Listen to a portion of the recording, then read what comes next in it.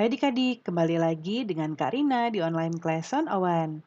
Kali ini kita akan belajar kelas 4 dari buku Senang Belajar Matematika di bab 5 Statistika.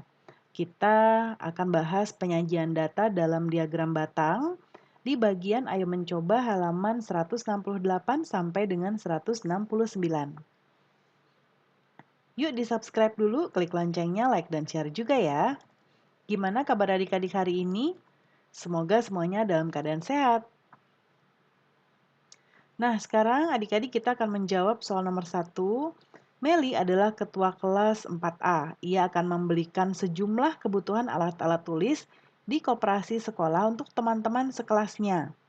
Nah, jadi ia akan membeli kebutuhan alat tulis ya. Coba kita lihat apa saja yang tercatat. Karina akan catat juga di sebelah kanan untuk yang diketahuinya ya. Yang dibeli apa saja. Yang pertama ada 5 barang yang dibeli ya. Ada 5 item atau 5 barang, 5 benda. Yang pertama 9 buku tulis ya. Bukunya 9, pensilnya 10, penghapusnya 3, 5 penghapus ya. Lalu 3 ballpoint, kemudian 5 penggaris. Nah, kemudian pertanyaannya buatlah tabel dan diagram batang.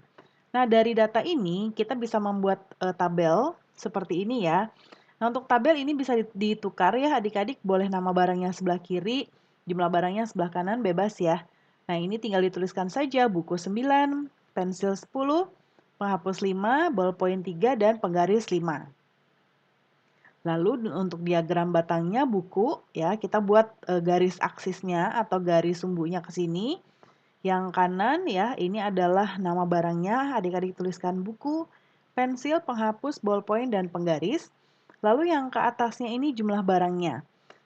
Karena di sini paling besar 10, kita bisa gunakan kelipatan 2 di sini ya. Jadi satu baris ini adalah 2. Kalau misalnya 1 berarti nanti dia akan di tengah-tengah sini. Begitu juga 3 dan seterusnya. Ya, kita lihat untuk buku 9, berarti dia berada di antara 8 dan 10 ada di sini ya. Kemudian pensil ada 10, jadi dia di sini. Kemudian penghapus ada 5, jadi di antara 4 dan 6 di sini. Lalu ballpoint ada 3, jadi di antara 2 dan 4 ini. Dan penggaris ada 5, jadi di antara 4 dan 6. Ya, itu nomor 1. Lalu kemudian untuk nomor 2. Sebelum mengerjakan, nanti adik-adik coba sendiri dulu di buku ya, lalu nanti boleh cocokkan dengan Kak Rina. Nomor 2 di bawah ini adalah diagram batang tentang data pengunjung perpustakaan sekolah selama 1 minggu. Berapa banyakkah pengunjung perpustakaan pada hari Rabu? Berapa jumlah pengunjung setelah hari Rabu?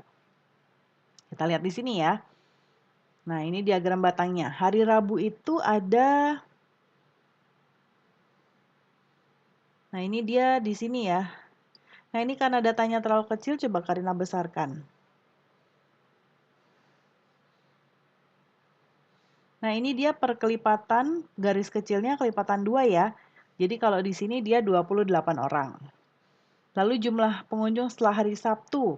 Ya, berarti Kamis, Jumat, dan Sabtu setelah hari Rabu ya. Jadi kita lihat di sini. Setelah hari Rabu berarti ini ya. Kamis, Jumat, dan Sabtu. Ya, ini 56. Ini 10, ini 24, jadi totalnya kita jumlahkan 90 orang. Lalu pengunjung perpustakaan terbanyak hari apa? Kita lihat yang paling tinggi diagram batangnya, yaitu hari Kamis. Ya. Lalu pengunjung yang paling sedikit kita lihat yang paling rendah, ya, yaitu yang ini hari Jumat. Banyak pengunjung di hari Selasa. Nah, ini dia ada pas di garis 30 ya, jadi 30 orang. Lalu nomor 3, perhatikan tabel di bawah ini. Nah, kalau yang ini data teman sekelas adik-adik ya.